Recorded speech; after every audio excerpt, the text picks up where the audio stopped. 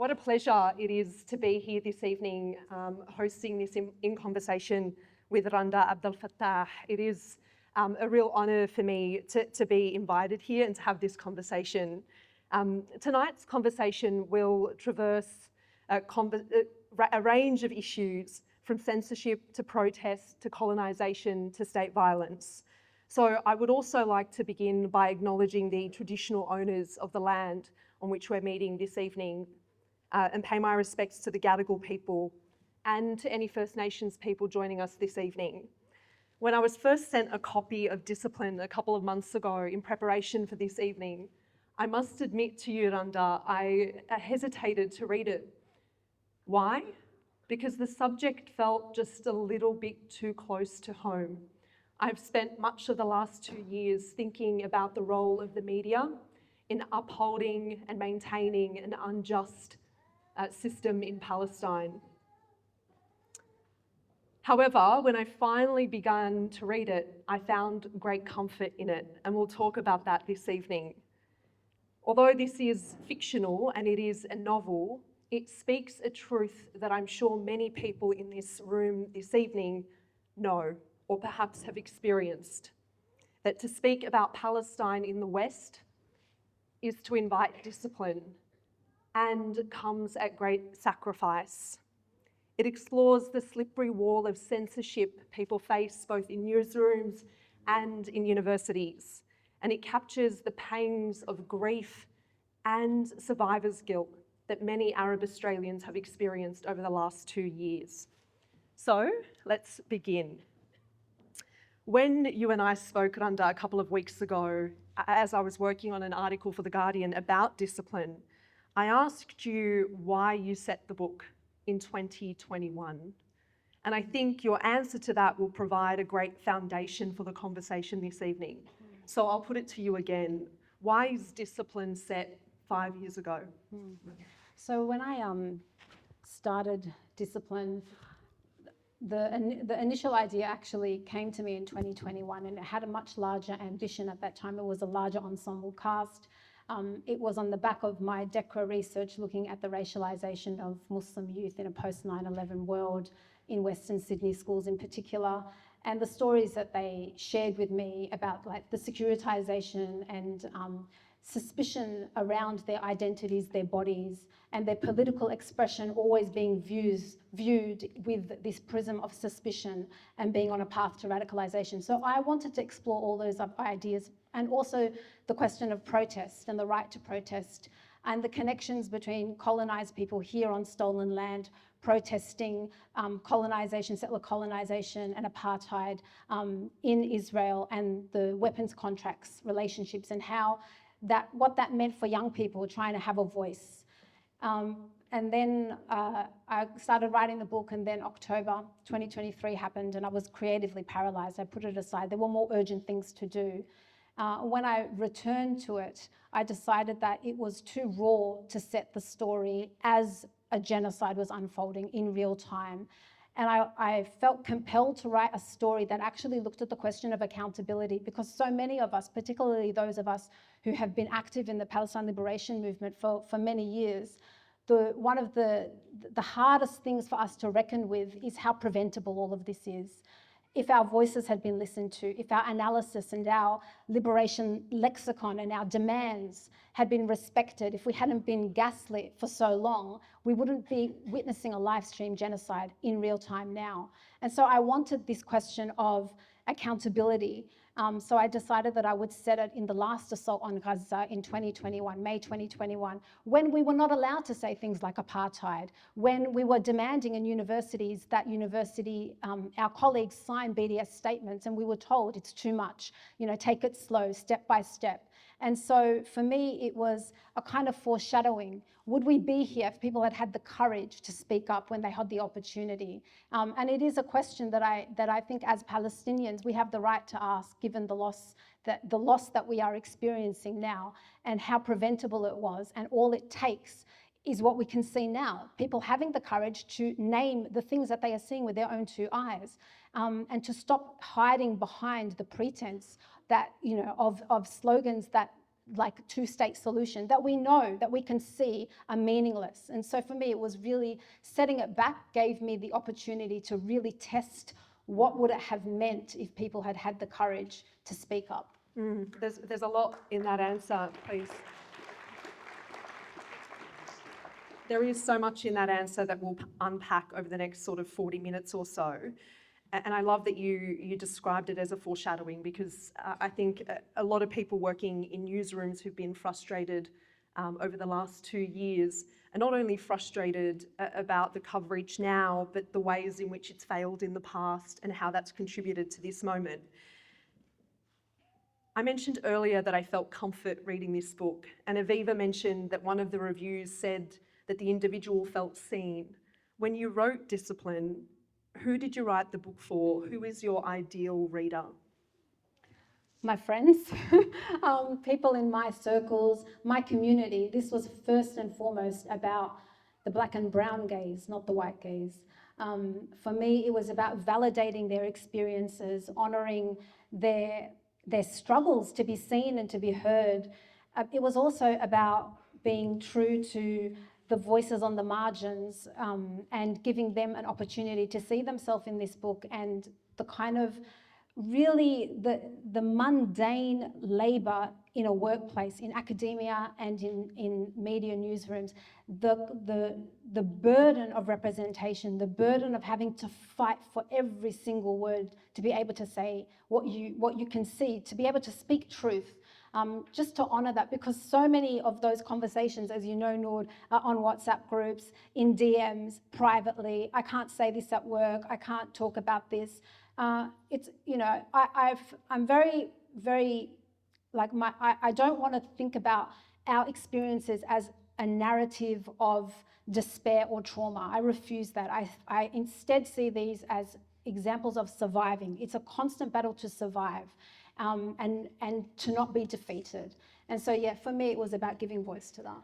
I love that you mentioned there that you wanted to capture the mundane labour that people who are fighting for better stories on Palestine, more accurate representation, have had to endure over the last 2 years and indeed prior. And it links to the question that I jotted down earlier. I was hoping you can talk to me a bit about the process of writing Discipline, because you captured those mundane moments, I think, with such great nuance that particularly the experiences of Hannah, the lead, one of the main characters in the book, and her experiences at the Chronicle. And I was hoping you can talk to me a bit about how you went about building her as a character and her experiences in a newsroom, and the research that went into that. Yeah, so it was very much, you know, based on what I had experienced, pitching stories, or, you know, stories from other journalists who had spoken to me. And Hannah, one of the main characters, she's a junior journalist, you know, and speaking to junior journalists of Arab background about just the fight that they have to go through just to get, you know, certain words put into their articles, you know, to play around with the passive tense, you know, to be able to interview people in their community without being used, being seen as you know, a tool for insider intel, being actually respected on the basis of their skills, not on the basis of opportunistically and tokenistically using them to dig deep into their communities. So I really wanted to tease out all those experiences that Hannah has in the newsroom, but also there were some, you know, there are some examples in there where she, you know, fights for a story, and, you know, the story that's actually published is not true to what she wrote. It's been edited, and to actually take a step back and think, what does that mean for her in terms of her accountability to her community? You know, editors move on. They've run the story, they've run the headline, they've edited the words, they've bombed Gaza with a passive voice, but that Arab journalist whose name is on that byline has a community to answer to. And what does that feel like on the inside, to feel used in that way? And then to have to say to the person that you know, took the time to speak to you and interview you and trusted you, I'm so sorry, but I'm not powerful enough in this system. So I really wanted to honour just that struggle. Yeah, and a lot of her internal monologue, I think, resonates resonated with me, and I'm sure would resonate with other journalists reading Discipline. Talk to me about the acknowledgements at the back of this book, which have been blacked out, because you've drawn on the experiences of people who work in newsrooms, and yet still we're at a point where acknowledging that publicly presents problems. Yes, well, so in the acknowledgements, I redact the names of people that I'm acknowledging in the media, in the academic space, because there is a violence in actually revealing their names. And this is the irony of the whole system, that you are in a system which, purports to be based on freedom of speech and liberal values, and all of those masks have been taken off now. But for me to be able to say, thank you to the people on the inside who spoke to me makes them vulnerable and exposes them. And it was ironic that I did that at the same time I got Freedom of Information documents from the Australian Research Council with all the redactions. So I thought that's, it's very, very prescient about what's... Absolutely, yeah, absolutely.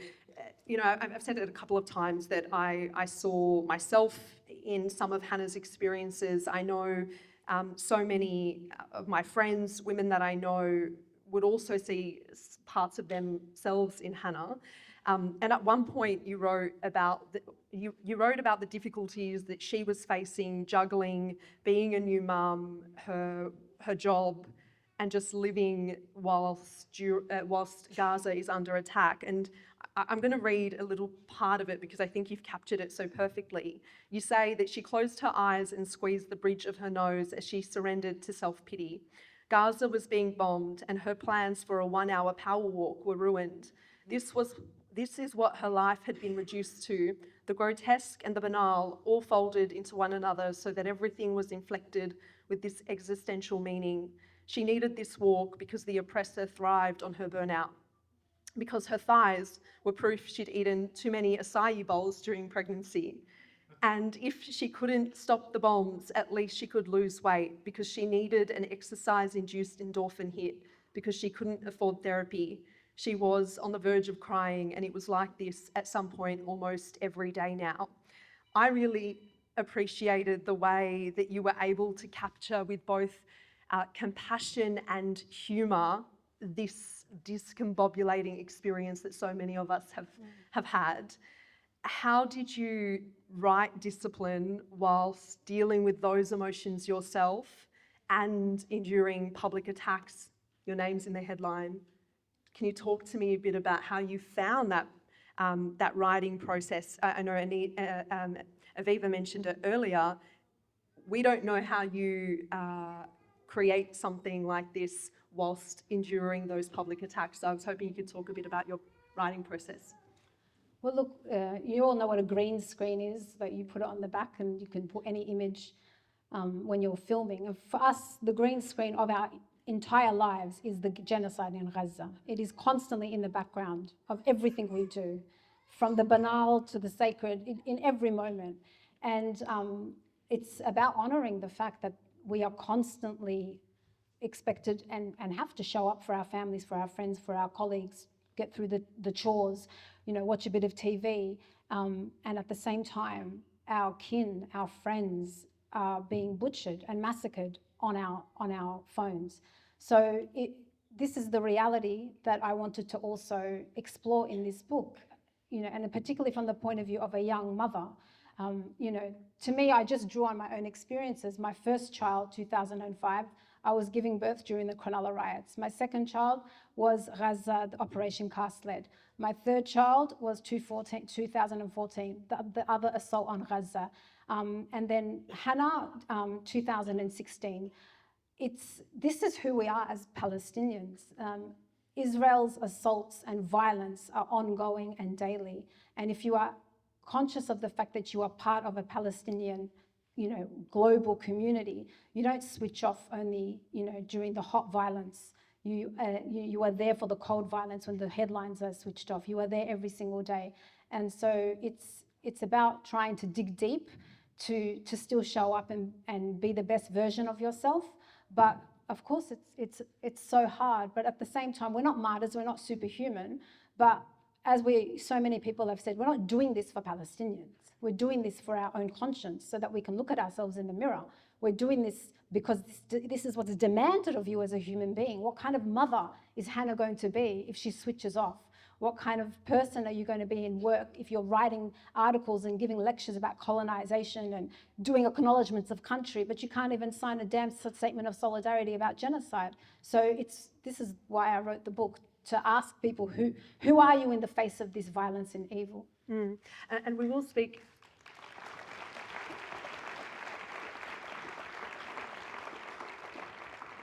I do want to ask you a bit about motherhood, but before we do that, I want to talk about the other main character in the book, Ashraf. At times, he does things or thinks things that are deeply unlikable. Sometimes he acts in ways, though, that are self-serving, but at other points, he seems to be well-intentioned. And I found him a complicated and sometimes confusing character. And yet, correct me if I'm wrong, I feel you as an author gave him so much grace, or you approached him with such grace. What was Ashraf a vehicle for, and do you like Ashraf as a character? Oh, I had so much fun writing Ashraf, because there's so many Ashrafs in my life. Please elaborate. Yeah. So the model minority, the person who thinks reform, not change. If I just do the best that I can in the system, and I can, if I'm the best version of myself in the system, if I climb the hierarchy, I'll bring people up with me once I reach the top of the ladder. Also, in terms of his identity as a Muslim, a cultural Muslim who's internalized a lot of Islamophobia, he's also, for me, a character who is seduced by the idea of being the Australian Egyptian Muslim and seduced by this idea of liberal multicultural Australia. And that's a thread that runs throughout the book as well. We can talk about that a bit later, about identity and migrants and the way that they wrongly place their trust in the settler liberal multicultural state and not with Indigenous people, and crafting your identity around that. But Ashraf is, a character who is sort of in a rut in his career as an academic, and he has this opportunity land in his lap to do some CVE work, countering violent extremism work. And how many years throughout, particularly the war on terror years, did we see communities and experts exploit our communities and our youth for projects that basically characterized them as on the path to extremism, as being a suspect community, and labeled them as such and criminalized them as well. And so he makes excuses and tries to explain this away in terms of being the one to do good. If it's not me, it's going to be somebody else. But ultimately, it's about the lies he has to tell himself. And ultimately, I didn't want to write a character where he's the bad guy, because so many people still believe that the system can be reformed. They still believe in these values of, free speech and academic freedom and multiculturalism, and they are, being manipulated or misled into thinking that there is actually anything to salvage there. And ultimately, it does become a question of being self-serving, because once you reach the top of the ladder, we all know what that means. You're not going to bring people up with you. You're going to have to perform a certain role to stay there. And that means that, his ambition is going to come at a really high cost. You mentioned identity. In the book, we don't hear, and you pointed this out to me, I hadn't noticed it, we don't hear from one of the central characters. I was hoping you could talk to me about that decision, why you made that creative decision, and how your previous academic research, your work in schools, your work with particularly young Arab men in schools in Western Sydney, how that influenced that decision, how your academic research around the racialisation of Arab communities influenced that creative decision. Yeah, so the book opens One of the main sort of catalysts of the book is a young 18-year-old Muslim student who attends an Islamic school. He's a Year 12 student who is arrested at a protest at a university, and the protest is protesting Elbit Systems and the weapons manufacturer's contract with the university, which that idea was actually in 2021. So again, it was like a foreshadowing. He's arrested on terrorism charges as one of the only students in this weapons of mass interruption group that he's part of. And I really wanted to explore the way that this young person is written about, spoken about, labelled. In my research, I gave the metaphor of young Arab Muslims, men in particular, having Velcro bodies where people just stick their assumptions and judgments and stereotypes and tropes on them. And it's so hard to detach those labels. And so we played around, Aviva and I, and with, should I open the book actually with the scene where he's arrested? It was actually a lot more powerful, the fact that you never hear from him. And this is the case. There are so many headlines about these young people, but we never hear their story. We never hear from them. And so he is deliberately silenced in the book, which I think parallels the deliberate silencing and erasure of so many young people, particularly those who are in the headlines, but are never afforded the luxury of speaking on their own behalf. I wonder if you could also elaborate. Earlier you mentioned that you were writing for the brown and black gaze, and that you don't care for the white gaze anymore. But when we spoke a couple of weeks ago, you said that whilst you tried to speak back to stereotypes in the past, it's been an evolution. I wonder if you can talk to me about that evolution in your own writing, how you, whilst, I remember reading some of your earlier works as a high school student. I don't know if you recall, I emailed you to say, this is really cool, I see myself in one of your books, like, yep. Amazing. And that seemed so, I guess, revolutionary at the time, and yet you reflect on that work and say you still were appealing to that white gaze. I wonder if you could talk a bit about how that process has played for you.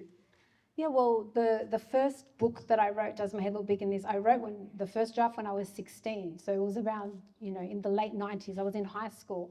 And then I rewrote it, and the one that was published in 2004, I rewrote it. In 2005, it was published. So it was very much a post-9/11 book. I think it was the first book by about a Western Muslim in a post-9/11 world, and a young adult book, teenage book. At that time, what was demanded of us was to humanize ourselves. We were literally dealing with people who asked questions like, do you wear hijab in the shower? Like, it was just like the most amateur understanding of Islam and Muslims. And so there was an element of having to use this story to give a voice to a completely silenced and erased group in the genre of young adult fiction, but also use it as a vehicle to educate and illuminate and push back against those stereotypes. But now, we're in an age now, and thankfully my daughter's generation completely there's no expectation of apologizing for who you are, or even doing the work for others. And that has evolved with my work as well. And that really came through after my PhD. I did a PhD on Islamophobia from the point of view of the perpetrators. And within about 1 week of reading, I realized I cannot understand Islamophobia in this country if I don't actually understand that everything is rooted back into the originary violence, that this is stolen land. And all the racial logics that are used against us goes back to that original violence. And so that really shaped and reshaped my understanding of identity. And I don't, I no longer even choose to call myself Australian Muslim unless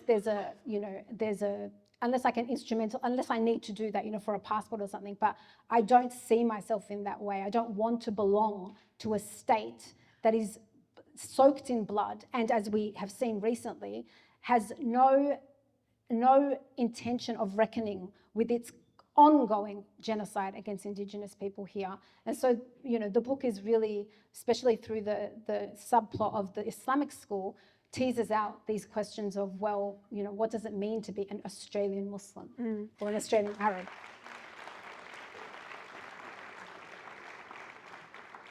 I wonder if you can talk to me a bit about the Islamic school element of the plot.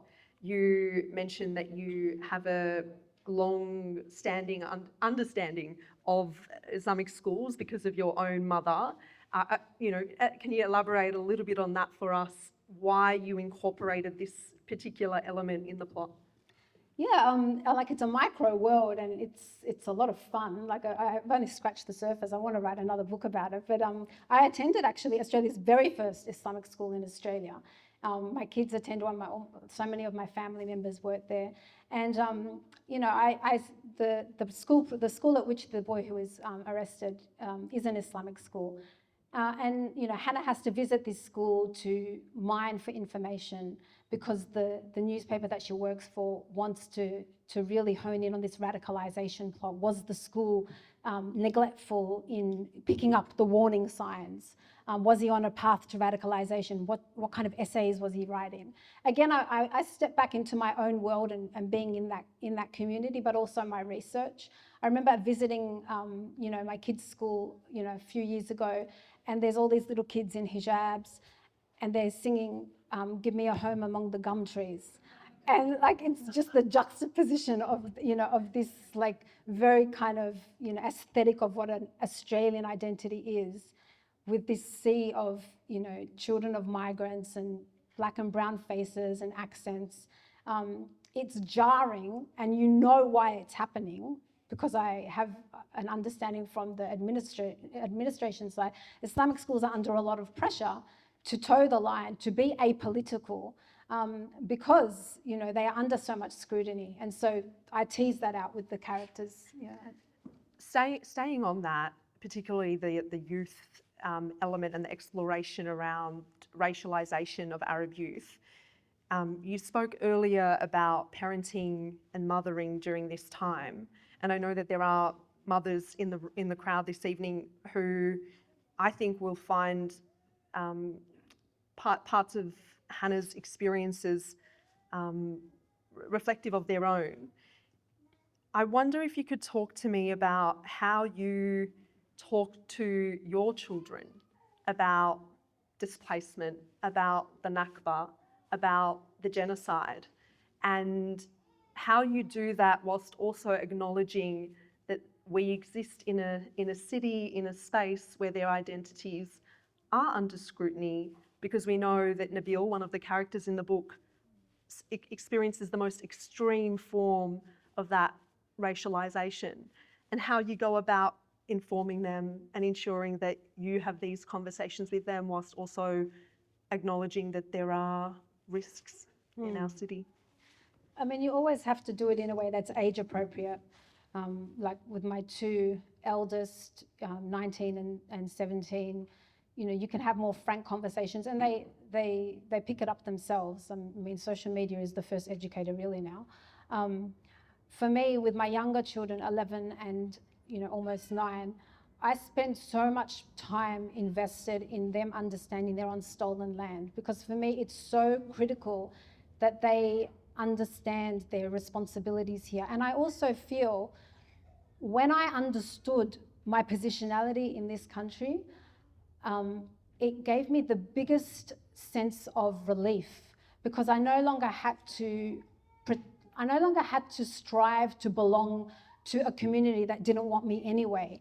And I turned my gaze and my attention into a community that is surviving, that I can learn so much from, that takes pride in itself despite the ongoing violence. There is that kind of solidarity is truly where your mental health can really be nourished. And I want my children to know that. I don't want them to grow up successful at the expense of First Nations people here. I think if we can teach our children who they are on this land, and understand that we are settlers here, and really we've been screwed over by the same empire, the British, that created or set the conditions for stealing my father's homeland from the Palestinians, are the ones who also invaded here. Those solidarities and connections are so important, and that starts young. So I try to do that from a young age. And it's a sense of trying to not give them this.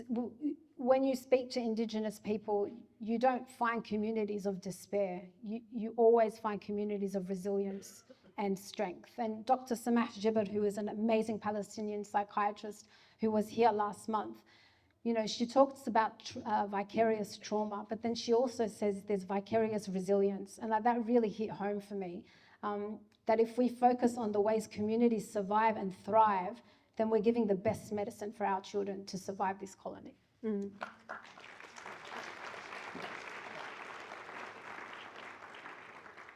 I want to zoom out a little bit and talk about some of the inspiration that you find perhaps in other writing by Palestinian authors. I was reading Against the Loveless World by Suzanne Abul Hawa in 2023 and finished it in the early days of Israel's attacks on Gaza. When journalism on Palestine and Israel is so often distorted by things like the sort of chase for balance or pressures from external sources or indeed military propaganda, it can start to feel that the journalism is devoid of its humanity, and that's, I think, where novels become incredibly powerful. I found her writing profound and educational. I wonder if there are novels, Palestinian novels, that you would like to talk a bit about this evening, writing that has helped you along the way. Yeah, oh my God, there's so many. It's so hard. One book that Sarah Saleh and I have been speaking about almost daily is Perfect Victims by Mohammed Al-Kurd, which I highly recommend, which really, every word is searing and really looks at this idea of not having to perform to a white gaze and what it means actually to embrace your full humanity and not see yourselves as superhuman. And just like we've been in 2 or 3 years, we've seen an explosion of incredible literary work by Palestinians, like Sarah Saleh's Songs of the Dead and Living, The Flirtation of Girls poetry collection. We've seen Michaela Sahar's new book, Hasib Horani, Jamana, Abdul. So I hold those works close to me because I know the writers, and I know that they've written these books through extraordinarily demanding, emotionally demanding times.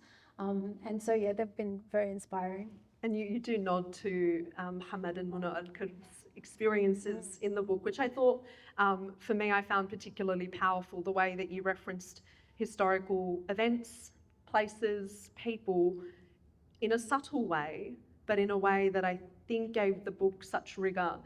Could you reflect a bit on that, the way that you went about building Hannah's life, very much set in Western Sydney, but connecting it to Palestine and the experiences that so many who have grown up with an understanding of the occupation in Palestine would have, but perhaps other readers wouldn't?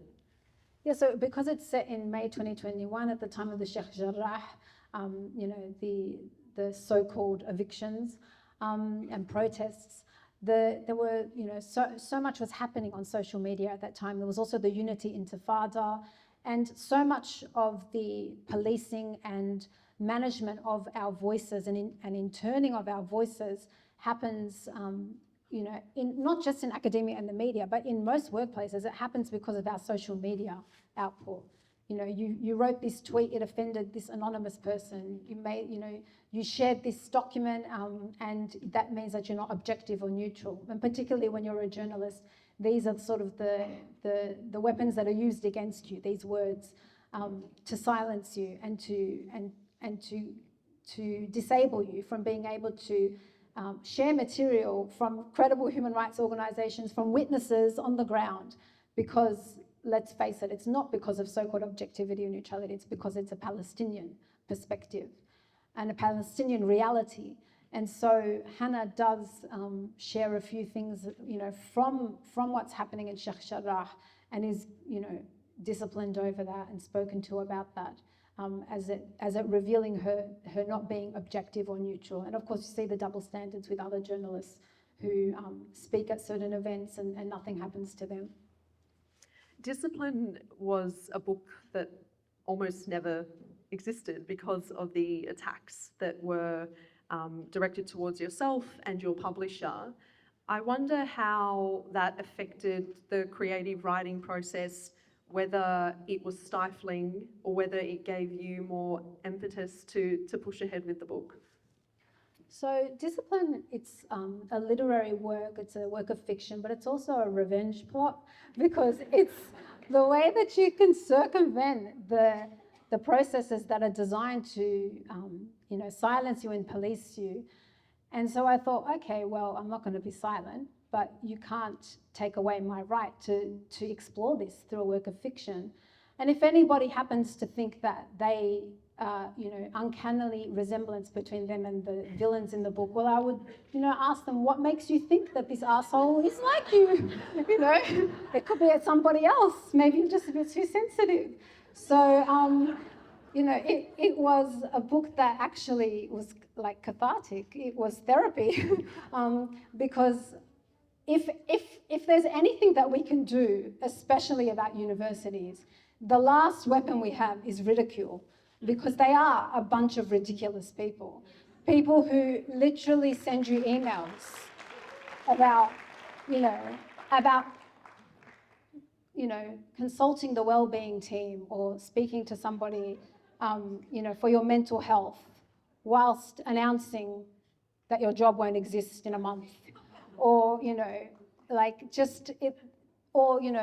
announcing events on settler colonialism and decolonization, whilst not allowing you to talk about a genocide. So, if anything, we can ridicule them and have fun doing that. Yeah, the cognitive dissonance of some. We began this conversation, Randa, talking about the ways that fiction is struggling to keep up with fact, with reality. I wonder if you plan to continue writing, as Aviva kindly suggested, more fiction about Palestine. Maybe, I don't know. There's so much to write about. But I wouldn't rule it out. Yeah, there's always so many stories. Yeah. We are close to time. In preparation for this evening, I spoke to my sister Amani, who does a lot more of these, book and literary events, and she gave me the great idea of wrapping up with a rapid fire round of questions. Thanks, so thank you, Amani. And so I was going to give that a shot. I haven't given Randa any heads up about the questions, so we'll see how quick you are on your feet. I'm terrible at this. You are on your feet. Let's begin with this one. If there was a movie adaptation of Discipline, who would play Hannah and who would play Ashraf if you were in charge of casting? Oh my God. Hannah Angelina Jolie. Stunning, gorgeous. Probably a bit old. I know. Okay. And Ashraf. Oh wow. Who's a sellout? I've got a few names. Film is not my forte, but yeah, someone is. So I wonder then if you could tell us what you're currently reading. What I'm currently reading. Okay. So I interviewed Randa Abdel, who's a Palestinian author, and she was talking about how she goes back and reads like English literature and books that aren't about Palestine, just as a grounding. And so that was 2 weeks ago. So I decided that I needed to clear my mind and just read something that was pure escapism. So I went back to read Sense and Sensibility. So I'm about to finish it. And it was therapy because, I put Edward Said's voice in the back of my head and I ignored him. That gave me a lot of joy when I was in high school. So I'm basically going through my high school escapism books. And that's been really refreshing. So you're reading Sense and Sensibility and then switching on K-pop Demon Hunters. Yes. I don't know how many people here are familiar. Put your hand up if you know K-pop Demon Hunters. We listened to Golden about 13 times on the way here. Yeah. Well, that brings me to my next question. If there was a soundtrack for this book, what would be on it? Oh, Sarah's gone out now. She did an amazing song with Dobby a Free Palestine song, so that would be one of them. Serene Sounds is an amazing Palestinian musician who would be on that soundtrack. And probably now K-pop Demon Hunters. Golden? Yeah, Golden. Perhaps not soda pop, and a particular soda would definitely not be on there. Okay, another one. A companion read for discipline. If there was another book that you would suggest complementary to this one, what would it be? Omar Al-Akkad's One Day We Will All Say We Were Against This. Yeah. Yeah, it is a brilliant read. I've gone back to it numerous times. Anyone who is interested in the way that the media has failed in this moment, I would highly recommend you read Ahmad's work. It's been amazing. And how about we end on a light one? You're hosting a dinner. Who would you invite? Saint Laurent, Huda Kattan, the Hadid sisters, or Mark Ruffalo? Who was the third one? Huda Kattan. Oh. From Huda Beauty. Yeah, Huda Kattan. I need some makeup beauty tips. Well, there we go. I hope that you all got something out of this evening. I certainly found this conversation to be an invigorating and empowering one. I would encourage you all, just on the left-hand side there, you can purchase a copy of Discipline, and I would encourage you to do that. And as we wrap up, I'll also like to invite Lizzie Gerard to come and deliver a couple of words. Randa, thank you so much for your generosity, for your compassion, and for sharing such an intimate and raw work with us all. And I just want to thank you all so much, because it feels like family here today.